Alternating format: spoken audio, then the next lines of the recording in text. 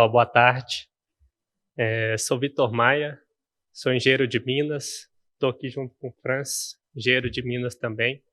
Da nossa equipe aqui hoje presente, nós temos também o Magno, engenheiro de operação de mina, e o Altomir, instrutor de operação de mina, que participaram desses projetos conosco. O trabalho que nós vamos apresentar hoje é um trabalho que foi desenvolvido na gerência de operação de mina, mais especificamente na parte de treinamento de operadores. A ideia é que esse trabalho se iniciou no início de 2019, contextualizar para vocês primeiro o que nos motivou a estar trabalhando com isso, depois apresentar o estudo que foi realizado, apresentar os resultados desse estudo, apresentar também o que a gente teve de resultado pós-estudo com o projeto já implementado e quais são os próximos passos, o que a gente enxerga aí para o futuro. Falando um pouco primeiro da CSN Mineração, a CSN Mineração é a segunda maior exportadora de minério de ferro do Brasil. Nós temos duas minas, Mina Casa de Pedra e Mina do Engenho, dois processos de beneficiamento, um processo de beneficiamento a seco e outro processo de beneficiamento a úmido, cada um deles com um terminal ferroviário independente de carregamento. Todo o escoamento da produção é feito através de ferrovia, parte destinada ao consumo interno na empresa do próprio grupo, o ramo siderúrgico da empresa, a usina Presidente Vargas, em Volta Redonda. Boa parte desse minério exportado aí com apoio do Porto de Itaguaí, no TECAR, no Rio de Janeiro. Falando um pouco que a gente tinha lá no início do ano de 2019, nas reuniões de análise crítica da operação de mina, o principal desafio era a unanimidade para aquele ano, era a falta de operadores experientes disponíveis no mercado. E esse desafio ele era potencializado pelo aumento de frota que estava se desenhando. Para vocês terem noção, de 2018 a 2021, nós passamos de 32 caminhões fora de estrada para 64 caminhões fora de estrada. Outro ponto bastante abordado nas reuniões também era a alta representatividade dos custos de diesel, de combustível no transporte. A gente viu, então,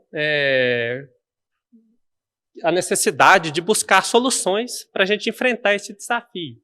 Então, a gente foi no mercado, a gente conversou com outras empresas, a gente pesquisou diversas soluções, até que a gente chegou no simulador de realidade virtual. Depois de ter chegado no simulador de realidade virtual, a gente viu algumas empresas e a gente chegou até a Immersive.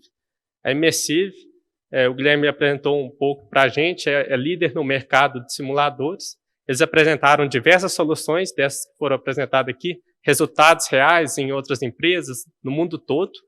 Mas mesmo com todos esses resultados reais, a gente sentiu falta até na hora de tentar defender esse projeto de investimento lá dentro da nossa empresa, para a nossa diretoria, de ter algo dentro da nossa operação, mostrar números nossos mesmos, que a gente conhecia. A gente conseguiu, portanto, articular, embasado nesses resultados de outras empresas, uma locação desse simulador por 5 meses, justamente para fazer um estudo de viabilidade de aquisição desse simulador.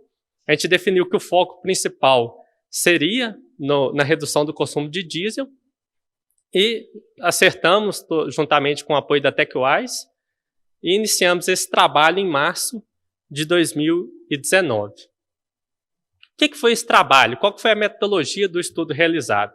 A gente selecionou 30 operadores. Selecionou aleatoriamente? Não. A gente selecionou com base em indicadores. A gente pegou os operadores mais próximos em comportamento lá, principalmente nos tempos fixos de operação.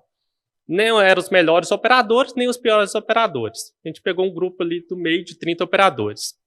A gente dividiu, através de sorteio, esses operadores em dois grupos de 15. E a base do estudo praticamente foi comparação desses dois grupos. Que comparação foi essa? A gente pegou 15 operadores, montamos uma metodologia de treinamento, 6 horas no simulador, mais 2 horas no campo. E treinamos esse grupo de 15. O outro grupo não foi treinado.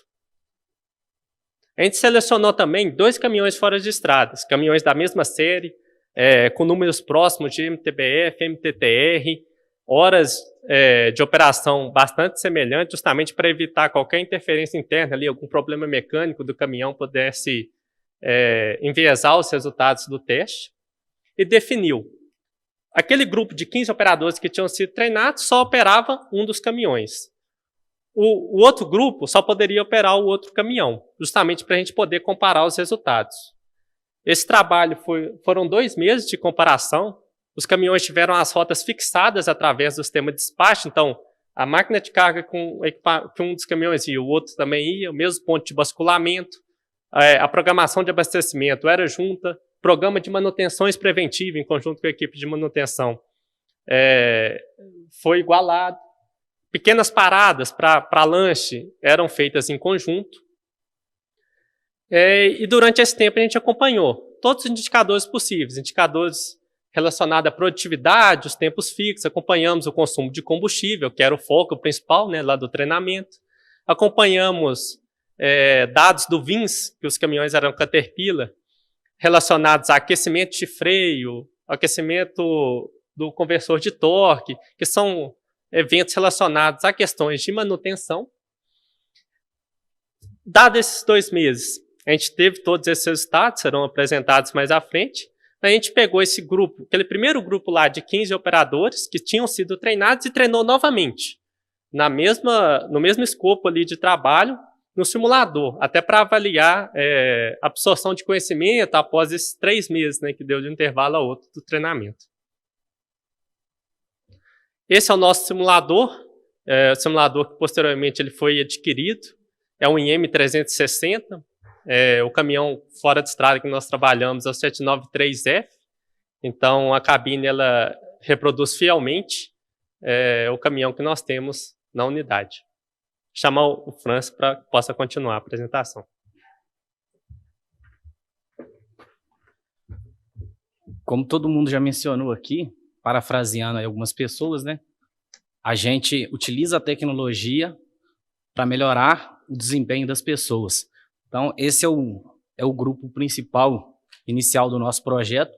E em pé, com o certificado, são os operadores. Quanto aos resultados, o Vitor já mencionou as baterias que nós fizemos, eu vou chamar de fase 1, fase 2 e fase 3. Fase 1, o operador chegou, entrou na cabine de simulação, opera. Como você opera hoje? Faz do jeito que você já faz. Aí a gente vê o perfil de riscos que a gente de acordo com o número de erros versus o peso, de acordo com a criticidade daquele evento que ocorreu. O nosso perfil inicial de operação, a gente pode notar que a gente teve em torno de 215 eventos de falhas, pontos, né? Aí, após o treinamento, com a metodologia utilizada, essa equipe, a mesma equipe, após um treinamento de 2 horas, obteve 67 pontos de risco, vamos dizer dessa forma. Após essa liberação, a gente liberou os operadores e, nesse intervalo, a gente também levou uma equipe de instrução até o campo para fazer a avaliação dessas pessoas e reorientá-los em campo também, no intervalo de 15 dias. Após essa liberação dessas pessoas e esse intervalo de 15 dias, a gente voltou com eles para a operação. A gente nota na curva em azul um declínio dessa operação, que é a capacidade de reter essa informação, que você perde ao longo do tempo. Por isso, essa necessidade de estar sempre aperfeiçoando a sua operação. Após, opera novamente, treina novamente, nesse mesmo bateria de treinamento, a gente nota a evolução das pessoas. A gente conseguiu apenas 22 pontos de risco, ou seja, dentro dessa meta. Os resultados do simulador, 8% de redução de consumo de combustível e tempo de manobra 16%. Aqui eu vou falar dos ganhos reais, entre os 2 caminhões que o Vitor citou inicialmente.